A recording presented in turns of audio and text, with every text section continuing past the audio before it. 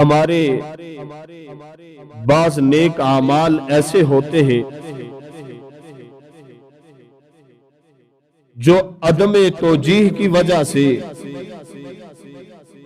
خشوع نہ ہونے کی وجہ سے، عدم دلچسپی کی وجہ سے وہ سرے سے قبول ہی نہیں ہوتے، اللہ کے ہاں وہ قبول کیے ہی نہیں جاتے۔ ان کے اندر وہ ہمت اور طاقت نہیں ہوتی، ان اعمال کے اندر وہ سکت نہیں ہوتی کہ وہ رب کی بارگاہ میں جا کر قبول ہو سکے۔ جس طرح صحیح بخاری کے اندر حدیث ہے، سیدنا ابو ہریرہ رضی اللہ تعالی عنہ فرماتے ہیں کہ ان رسول اللہ صلی اللہ علیہ وسلم داخل المسجد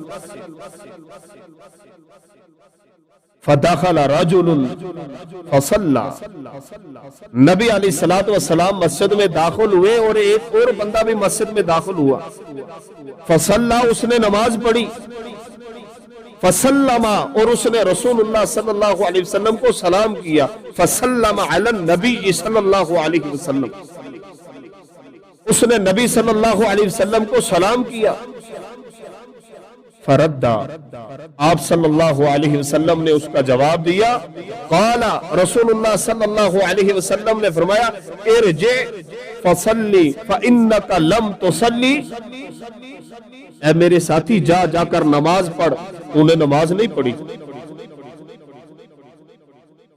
اب ذرا الفاظ پہ غور کرنا،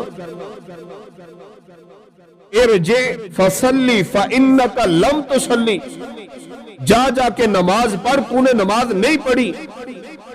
حالانکہ اللہ کے رسول صلی اللہ علیہ وسلم دیکھ رہے کہ اس بندے نے نماز پڑھی ہے، رسول اللہ صلی اللہ علیہ وسلم کہتے ہیں کہ جا کے نماز پڑھ، تو نے نماز نہیں پڑھی۔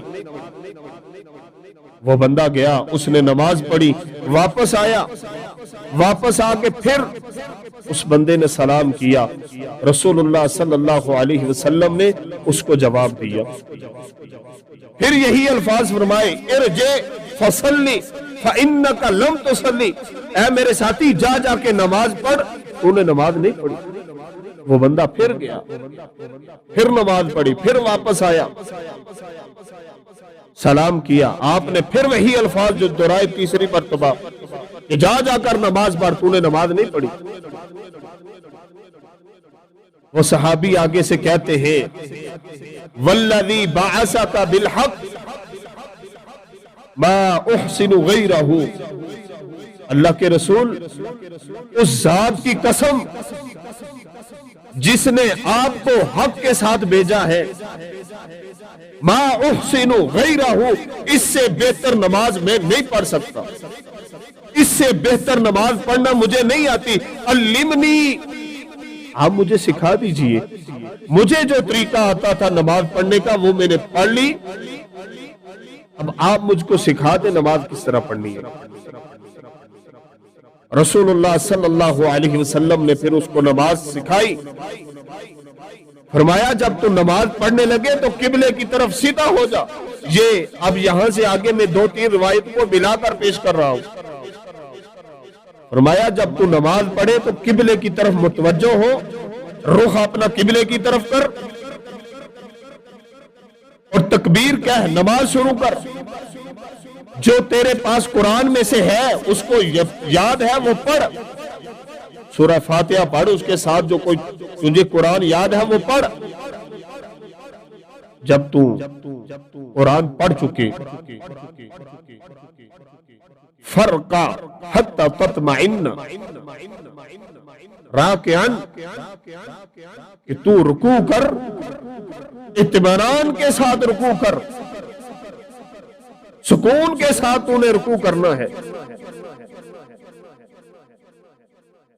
جب تو کھڑا ہو تو پورے اطمینان کے ساتھ سیدھا کھڑا ہو جا۔ پھر فرمایا ثم اسجد حتی تطمئن ساجدا، اور تو سجدہ کر، بالکل اطمینان کے ساتھ سجدہ کر۔ اور پھر سجدے سے اٹھ کر بیٹھ، اطمینان کے ساتھ بیٹھ۔ پھر رسول اللہ صلی اللہ علیہ وسلم نے فرمایا تو پوری اپنی نماز کے اندر یہی روٹین رکھ۔ میرے بھائیو، اس حدیث کو پڑھ کر یہ بات سمجھ میں آتی ہے، سن کر یہ بات سمجھ میں آتی ہے کہ اس بندے کی نماز کے اندر اطمینان نہیں تھا۔ وہ جلدی میں کھڑا ہوتا تھا، جلدی کے اندر وہ جب ہاتھ اٹھاتا تھا تو اس کے ہاتھ اٹھانے کا طریقہ صحیح نہیں تھا، جب وہ رکوع کرتا تھا تو اس کے رکوع کے اندر سکون نہیں تھا، جب وہ رکوع سے کھڑا ہوتا تھا تو اس کے رکوع کے کھڑے ہونے میں سکون نہیں تھا، نہ اس کے سجدے میں سکون تھا۔ نبی علیہ الصلوۃ والسلام نے اس کو اطمینان کا حکم دیا ہے۔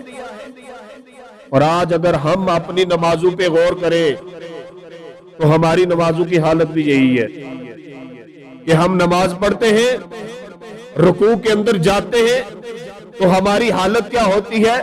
رکوع میں جاتے ہوئے سبحان ربی العظیم ایک بار پڑھتے ہیں، اور درمیان میں ایک بار پڑھتے ہیں، اور اٹھتے ہوئے ایک بار پڑھ لیتے ہیں۔ اتنی سپیڈ سے ہم رکوع کرتے ہیں، اور ابھی رکوع سے ہم کھڑے نہیں ہوتے سیدھے، ابھی تھوڑے سے کھڑے ہوتے ہیں اور ادھر مکمل کھڑے بھی نہیں ہوتے، پھر واپس سجدے میں چلے جاتے ہیں۔